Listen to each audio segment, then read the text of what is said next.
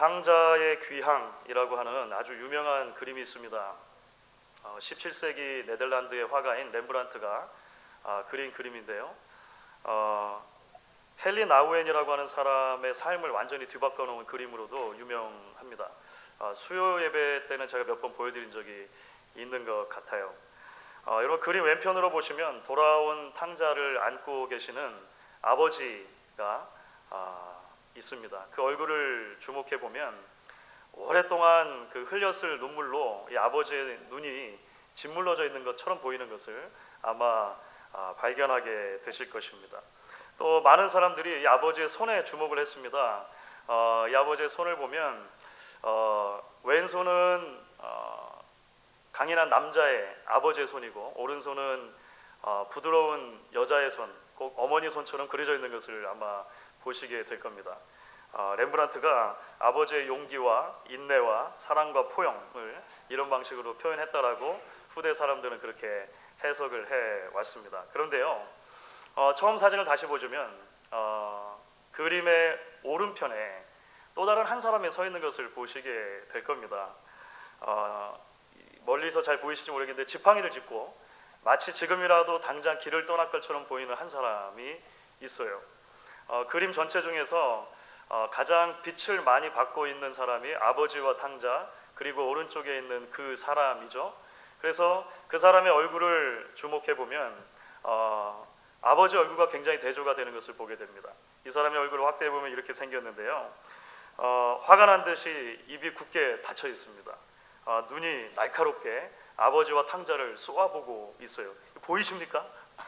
좀 느껴지세요? 예. 도대체 여러분 이 사람이 누굴까요? 렘브란트는 누구를 그리고 싶었을까요? 큰아들이죠. 큰아들을 렘브란트는 이렇게 그리고 싶었던 것입니다. 허랑방탕했다가 돌아온 둘째를 못마땅해 하고, 그리고 그 아들을 품어주시는 아버지를 못마땅해 하는 그런 큰아들의 모습을 화가는 그렇게 표현하고 싶었던 것이죠. 여러분, 우리가 성경에 나타난 하나님의 마음을 짚어가는 말씀 여행을 하고 있는 가운데 오늘 두 번째 시간입니다. 우리가 지난주부터 함께 나누고 있는 소위 탕자의 비유의 후반부에 나오는 이제 큰아들 에피소드를 우리가 오늘 함께 그래서 묵상해 보기를 원합니다. 여러분, 우리가 지난주에 함께 나눈 것처럼 예수님의 비유의 전반부가 끝나는 장면은 대단히 감격스럽습니다. 돌아온 둘째 아들, 허랑방탕했던 둘째 아들을 받아주시고 포용해주시고 품어주시는 그 아버지의 모습은 단순하게 감동적인 이야기를 넘어서서 불가능한 사랑을 보여주고 불가능한 은혜를 보여주기 때문이라고 하는 것이죠. 그래서 말씀드린 대로 우리가 흔히는 탕자의 비유라고 부르지만 사실 이 비유가 전체적으로 용서하시는 아버지의 비유 혹은 자비하신 아버지의 비유라고 부르는 것이 더 적절할 것입니다. 그렇기 때문에 이제 그 전반부의 단락이 어떤 방식으로 끝나는가 주목해 보면 아버지께서 베푸신 큰 잔치의 이야기로 끝나는 것이 어쩌면 너무나 자연스러워 보입니다. 둘째 아들을 향한 그 아버지의 가없는 사랑의 크기가 그가 베푸신 거대한 잔치를 통해서 나타나고 있기 때문이라고 하는 것이죠. 여러분, 우리가 만약에 그 자리에 한번 앉아있다고 상상을 해보십시오. 풍성하고 고급진 음식 냄새가 아마 가득한 자리일 것입니다. 음악과 춤추는 사람들이 또 가득한 자리이겠죠. 기쁨과 즐거움이 가득한 자리가 바로 그 자리일 것입니다. 그런데 이야기가 여기서 끝나지가 않는 거예요. 그렇죠? 오늘 읽은 본문의 말씀처럼 밭에 있다가 큰아들이 집으로 돌아왔고 그 아들이 지금 어떤 일이 집안에서 벌어지고 있는지를 들은 뒤에 화가 난 이야기가 성경에 기록되어 있습니다. 그리고 집 안으로 들어가기를 거부하는 이야기가 기록되어 있죠. 아버지께서 밖으로 나오셔서 그 큰아들과 대화를 나누십니다. 그리고 그 대화 가운데 아버지의 말씀으로 이야기가 그냥 끝이 납니다. 그 아버지의 말씀에 대해서 어떠한 큰아들이 어떻게 반응했다라고 이야기를 하지 않고 그냥 거기서 끝나는 것이죠. 후반부의 이야기, 우리 비유의 후반부의 큰아들 에피소드를 보시면 그래서 그 분위기가 사뭇 어색하다는 것을 우리가 감지가 될 것입니다. 즐거운 이야기, 기쁜 이야기로 끝나는 것이 좋을 것 같은데 그랬으면 참 좋았음직한 그런 이야기인데 왜 이렇게 어색한 이야기가 뒤에 붙어서 끝나느냐라고 하는 것이죠. 오늘 우리가 이 큰아들 이야기가 전체 그 예수님의 비유 속에서 어떤 의미를 가지고 있는지를 살펴보려면 애초에 예수님께서 왜 이 자비하신 아버지의 비유를 이야기해 주셨는가, 그 부분을 이해할 필요가 좀 있을 것 같습니다. 누가복음 15장 1절과 2절 말씀을 보시면 그 이야기가 설명이 되어 있습니다. 누가복음 15장 1절과 2절 말씀, 저와 여러분이 한 목소리를 같이 읽어보도록 하겠습니다. 모든 세리와 죄인들이 말씀을 들으러 가까이 나오니 바리새인과 서기관들이 수군거려 이르되 이 사람이 죄인을 영접하고 음식을 같이 먹는다 하더라. 예수님 주위에 두 부류의 사람이 있었다는 거예요. 한 부류의 사람들은 누구입니까? 죄인과 세리들이 모여 있었죠. 죄인과 세리들은 한마디로 하나님과 전혀 상관없이 살아가던 사람들이라고 보면 됩니다. 공공연하게 하나님을 멀리 떠난 사람들이었다라고 하는 것이죠. 하나님의 말씀인 율법에 관심이 없었습니다. 자기들 나름대로 인생의 목표를 정해놓고 쾌락과 즐거움과 그 방향을 위해서 그저 인생을 하루하루 소진하며 살아가는 그런 사람들이었다라고 하는 것이죠. 누가 보아도 하나님의 품을 떠난 사람들, 그 사람들이 세리와 죄인들이었다라고 하는 것입니다. 그런데 그 사람들이 예수님께로 와서 예수님의 이야기를 들었다는 거예요. 참 흥미로운 지점이죠. 아마 예수님께서는 그 당시 여러 기타 종교 지도자들과 달랐던 것처럼 보입니다. 꾸짖거나 정죄하거나 배척하지 않으시고 그들을 품어주시고 그들을 안아주시고 그들과 기꺼이 한자리에 앉아서 식사하시고 대화하는 것을 좋아하셨기 때문에 많은 사람들이 모였다라고 하는 거예요.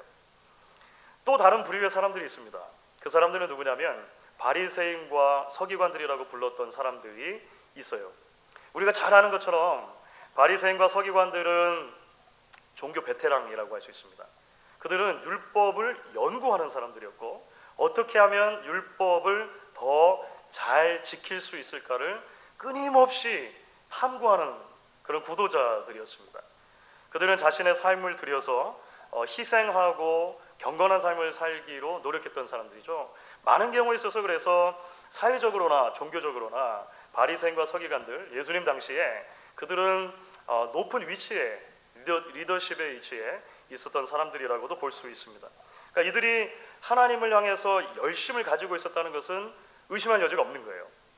이들이 실제적으로 율법을 따라서 절제하고 금욕하고 경건한 삶을 살기 위해 노력했다라고 하는 것은 의심할 여지가 없는 것이죠.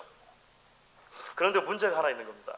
뭐냐면 이들이 자신의 기준으로 늘 남들과 비교하며 남들과의 비교 속에서 우월감을 가지고 있었던 사람들이라고 하는 것을 성경을 통해 보게 됩니다. 예수님께서 계속해서 이 부분을 이제 지적을 하셨던 것이죠. 남들과 비교하다 보니까 스스로는 자기 의의를 자꾸 드러내는 것입니다.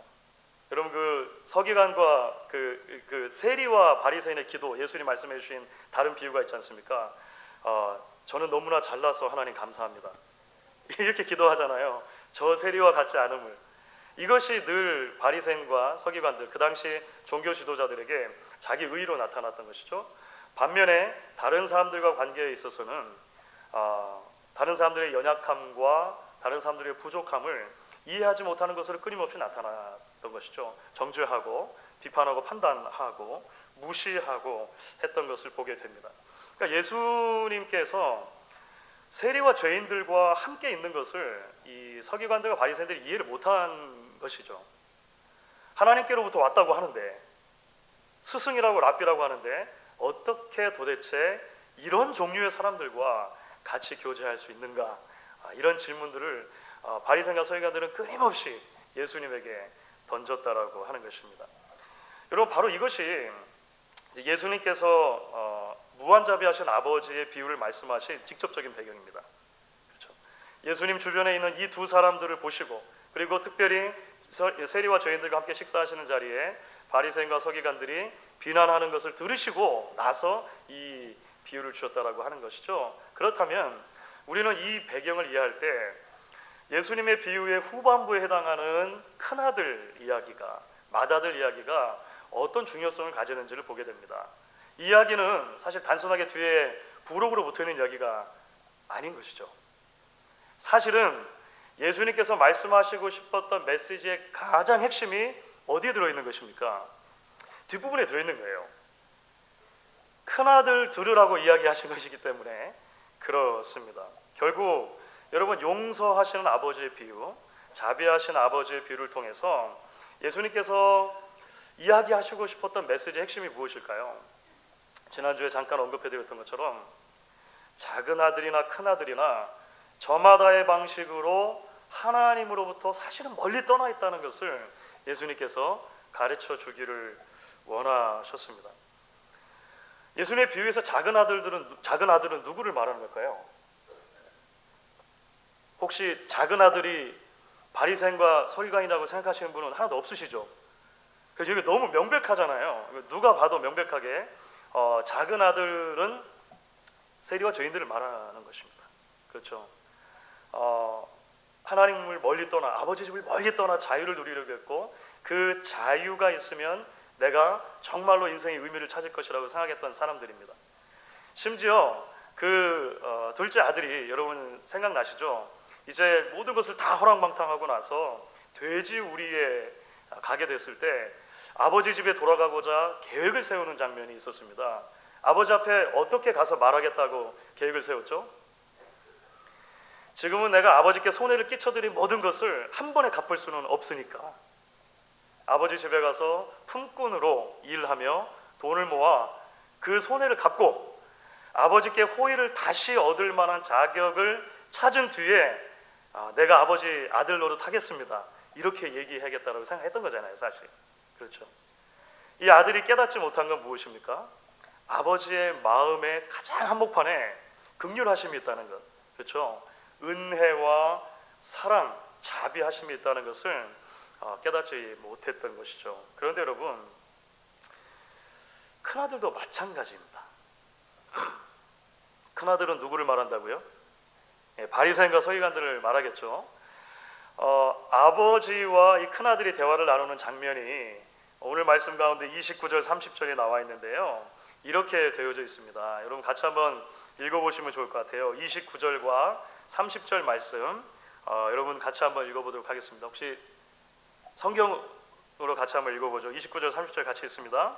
아버지께 대답하여 이르되 내가 여러 해 아버지를 섬겨 명을 어김이 없거늘 내게는 염소 새끼라도 주어 나와 내 벗으로 즐기게 하신 일이 없더니 아버지의 살림을 창녀들과 함께 삼켜버린 이 아들이 돌아오매 이를 위하여 살진 송아지를 잡았나이다.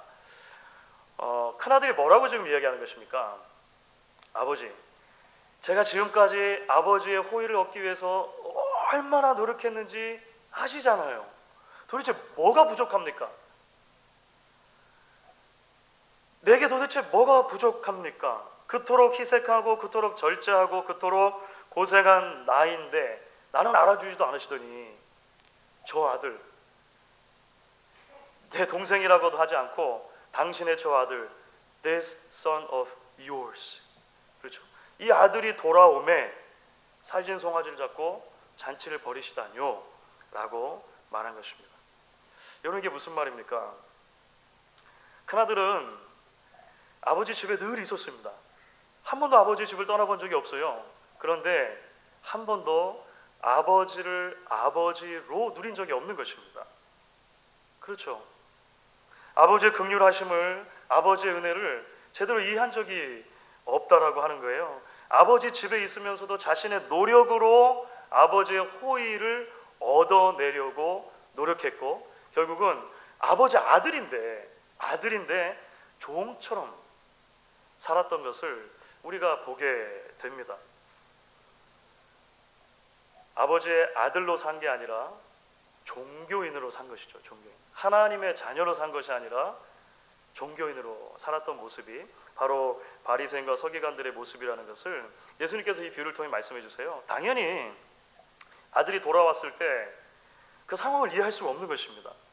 아들이 돌아왔고 아버지가 그 돌아온 아들을 품어주었던 상황 자체를 받아들일 수가 없었다라고 하는 것이죠. 사랑하는 여러분, 이 비유의 1차적인 그 청중이 바리새인과 서기관들이라는 것을 생각을 하면 사실 이것은 그들에게 대단히 불편한 메시지였을 것입니다. 그렇죠? 누가 들어도 지금 그 사람들이 모이는 가운데 예수님이 이 비유를 주셨다면 이 비유의 작은 아들은 누구이고 큰 아들은 누구다라고 하는 것을 알아차릴 수 있었기 때문에 그렇습니다. 이 이야기를 들으며 바리새인과 서기관들은 마치 그들의 마음을 날카로운 송곳으로 지르는 것처럼 그렇게 아프고 화가 나기도 하고 불편했을 거예요. 그런데 여러분, 사실 이 메시지의 불편함을 느끼는 것은 바리새인과 서기관들만은 아닌 것 같습니다. 우리도 매 한 가지인 것 같아요. 여러분, 왜 그렇습니까? 어쩔 수 없이 오늘날 교회 안에는 작은 아들보다 큰 아들이 많기 때문에 그렇습니다. 그렇죠. 교회가 오래되면 오래될수록 그럴 확률이 훨씬 높은 것 같습니다. 신앙의 연조가 오래되면 오래될수록 그럴 확률이 훨씬 높은 것 같습니다. 특히 비교적 폐쇄적이고 새로 믿는 이들이 적은, 그러니까 작은 아들이 막 돌아오는 일이 적은 그런 이민사회 뿌리 내리고 있는 이민교회들의 적지 않게 나타나는 모습들이기 때문에 그렇습니다. 여러분, 물론 우리가 엄밀한 의미에서 바리새인은 아닙니다. 엄밀한 의미에서 서기관들도 아닐 거예요. 그런데 우리 마음에 한 구석을 가만히 들여다보면 우리는 발견하게 됩니다. 우리가 얼마나 쉽게 자기 의에 빠지기 쉬운 사람들인가라고 하는 것을 말이죠. 이런 교회를 좀 다니고 성경을 좀 알고 봉사를 좀 했다고 하면 우리에게는 여지없이 이 맏아들 신드롬, 그렇죠? 큰아들 증후군이 찾아오는 것을 보게 됩니다. 신앙 공동체 안에 있는 허점투성이인 다른 연약한 지체들을 잘 이해하지 못하게 되는 경우들이 많이 생기는 거예요. 아예 이해하려 하지 않고 신랄한 비판과 야유를 보내는 것을 서슴지 않게 됩니다. 때로는 보이지 않게, 또 때로는 보이게 저 둘째들과 우리 첫째들 이렇게 구분하고 인위적인 담을 쌓게 되는 것도 보게 되는 것 같아요. 사랑하는 여러분, 오늘날 우리는 수많은 교회들이 몸살을 앓는 이야기를 듣습니다. 신문을 통해서도 듣고 지역의 소식들을 통해서도 듣는 것 같습니다. 교회 안에 시기와 다툼과 분쟁과 나눔이 있는 이유가 무엇입니까? 크고 작은 상처를 주고받는 이유가 무엇일까요? 혹시 작은 아들들 때문에 그런 경우를 보신 적 있으십니까? 작은 아들들도 별로 없지만 요즘에는 그죠? 세상에서 방황하면서 하나님 없이 살다가 극적으로 하나님의 은혜를 경험하고 회개한 그런 사람들, 정말 그야말로 따끈따끈한 그런 진짜 새신자죠. 진짜 새신자. 우리 교회를 처음 오는 분들 말고 정말 새롭게 믿는 이런 분들 때문에 교회 안에 문제가 일어나던가요? 많은 뉴스를 보면 목사들 때문입니다. 교회 리더들 때문입니다. 오래도록 교회를 다니고 교회를 알고 성경을 아는 많은 큰 아들들 때문에 문제가 생기는 것이죠. 그렇기 때문에 여러분, 우리는 오늘 예수님의 불편한 비유를 들으면서 우리 자신들을 돌아보아야 할 것입니다. 팀 켈러 목사님의 그 지난주 소개해드렸던 탕부 하나님이라고 하는 책에 이런 이야기가 소개되어 있습니다. 한 신문에 이런 기사 제목이 실렸다는 거예요. 기사 제목이 도대체 이 세상은 뭐가 잘못되었는가? What's wrong with the world? What's wrong with the world? 도대체 이 세상은 뭐가 잘못되었는가? 이게 이제 헤드라인으로 기사가 떴다는 거예요. 그러니까 온갖 흉악한 범죄, 자연재해, 정치적인 타락, 이런 뉴스들을 계속 쏟아내야 하니까 신문이 자조적인 질문을 던진 거죠. 도대체 이 세상이 뭐가 잘못되었는가? 뭐가 문제이기에 세상이 이 모양인가? 세상이 이렇게 망가진 이유가 뭔가? 이런 게 묻고 싶었던 거겠죠. 이 기사를 읽고서 가톨릭 사상가이자 그 철학자였던 G.K. 체스터튼이라고 하는 분이 계시는데 이 G.K. 체스터튼이 신문사로 편지를 보냈습니다. 편집장이 편지가 한 장이 와서 이제 뜯어보니까 편지 안에 이렇게 써 있는 거예요.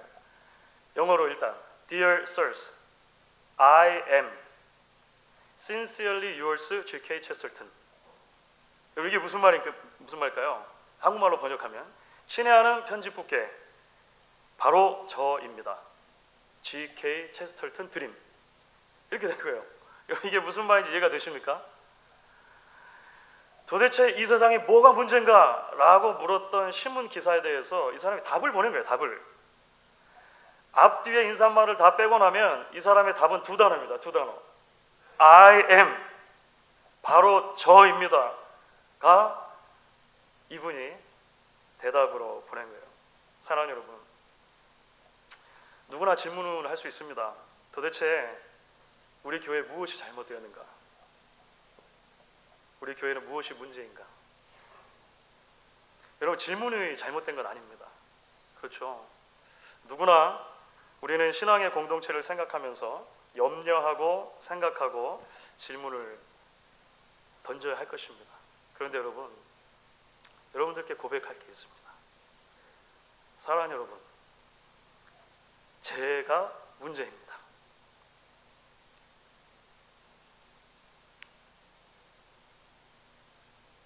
그리고 여러분들께 같은 마음으로 도전하며 말씀드리고 싶습니다. 사랑하는 여러분, 여러분이 문제입니다. 우리가 큰 아들이었던 것이 문제인 것이고, 우리가 아버지의 마음을 온전히 이해하고 품지 못했던 것이 문제라고 하는 거예요. 그런데 여러분 아십니까? 오늘 말씀을 보시면 아버지께서 그 큰 아들도 사랑해 주십니다. 집 나간 작은 아들을 사랑하시고 긍휼히 여겨주셨던 것처럼, 그래서 그 품에 안으시고 받아주셨던 것처럼 아버지께서 큰 아들에게도 무한한 사랑과 은혜를 베풀어 주시는 것을 보게 돼요. 여러분, 우리가 그것을 어떻게 알 수 있습니까? 먼저 아버지가 큰 아들이 잔치에 들어오지 않고 집 밖에 서 있다는 소식을 들었잖아요.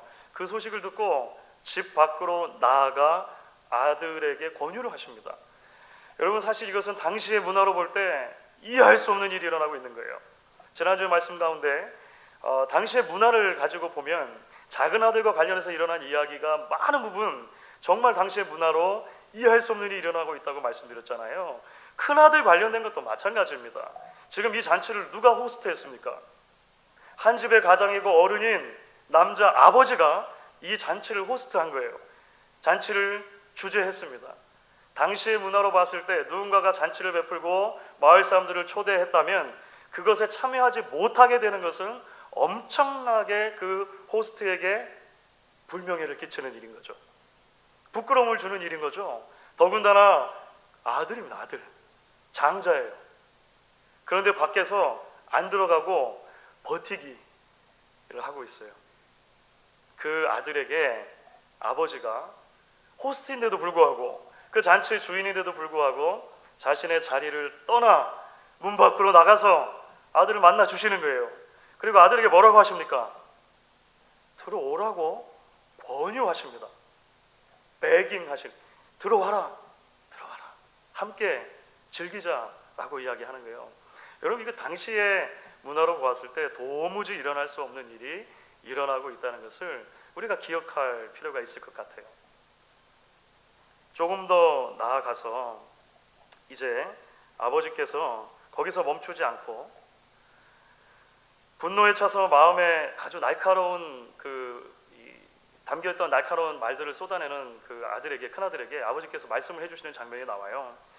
사실 큰 아들은 이렇게 말한 것입니다.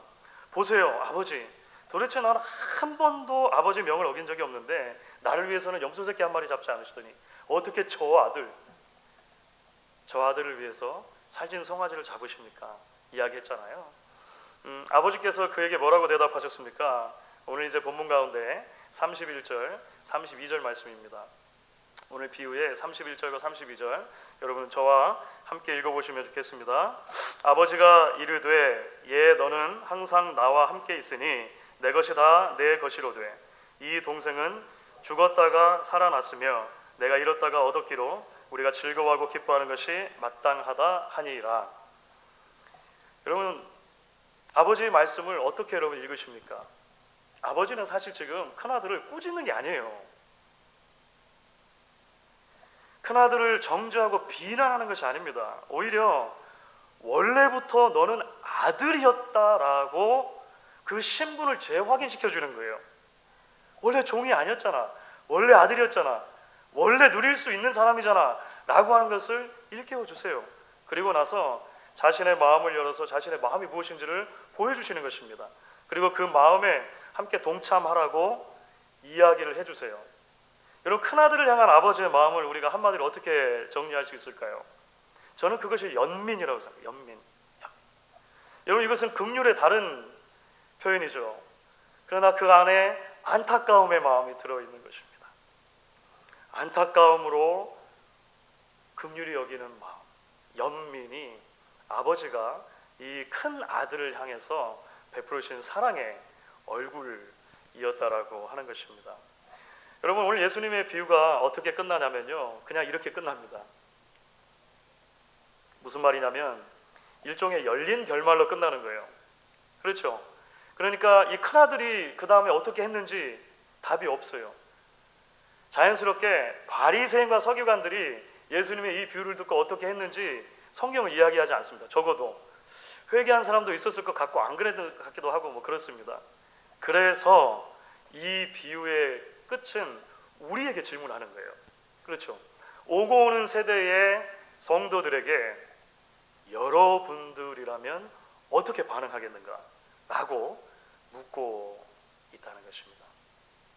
저는요, 이 비유를 통해서 큰아들 에피소드를 대할 때마다 신학교 시절에 한 교수님께서 설교하셨던 이 부분이 떠오릅니다. 이 부분을 설교하시면서 이런 이야기를 하셨어요. 먼저 선생님께서 여러분, 만일 동생이 집으로 오는 길에 만약에 밭에 있다가 돌아오는 큰 형을 먼저 만났다면 어떤 일이 일어났을까 생각해 보셨습니까? 이렇게 물으셨어요. 아버지 집까지 가기 전에 중간에 돌아오는 길에 큰 형을 먼저 만난 거예요. 우연히. 그랬다면 큰 형이 분명히 이렇게 말했을 것입니다. 넌 도대체 네가 무슨 일을 했는지 알고 있느냐? 무슨 염치가 있어서 돌아왔느냐? 너같이 형편없는 놈을 아버지가 지금 돌아온다고 받아줄 것 같으냐? 말도 안 되는 이야기지. 너 같은 거 집에 돌아오지 않는 게 가정의 평화를 위해 도와주는 거야. 아마 이렇게 말했을지 몰라요. 그러면 둘째 아들은 오는 길에 분명히 발걸음을 돌렸을 것입니다. 그렇죠? 아버지의 집으로 돌아오는 길은 요원해진 것이죠. 선생님이 이어서 이런 말씀을 하세요. 그런데 여러분, 우리에게는 또 다른 큰 형님이 계십니다. We have another big brother. 예수님입니다. 이렇게 말씀하신 거예요. 여러분, 만약에 예수님이 큰 형님이라면 중간에 돌아오는 둘째를 만났을 때 여러분 어떻게 말씀하셨을까요? 그래, 동생아, 그동안 고생 많았지. 너도 마음이 편하진 않았을 거야. 이제 네가 돌아와서 나는 너무나 기쁘다. 너무나 기쁘다. 함께 집으로 가자.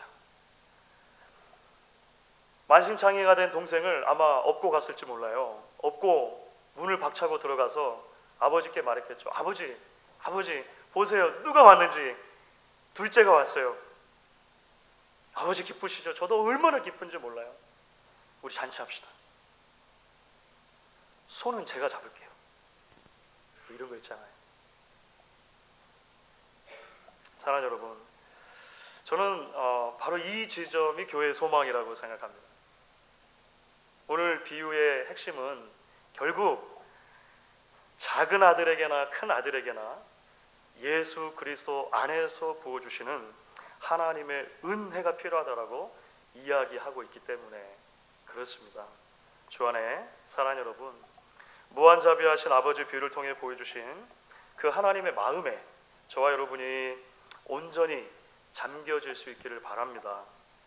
동시에 예수님 안에서 부어주신 그 풍성한 긍휼과 자비와 연민을 우리 마음에도 품고 이 땅에 발 딛고 사는 동안 우리도 예수님처럼 그렇게 하나님의 마음을 기쁘게 드리는 저와 여러분 될 수 있기를 주의 이름으로 간절히 축원하겠습니다.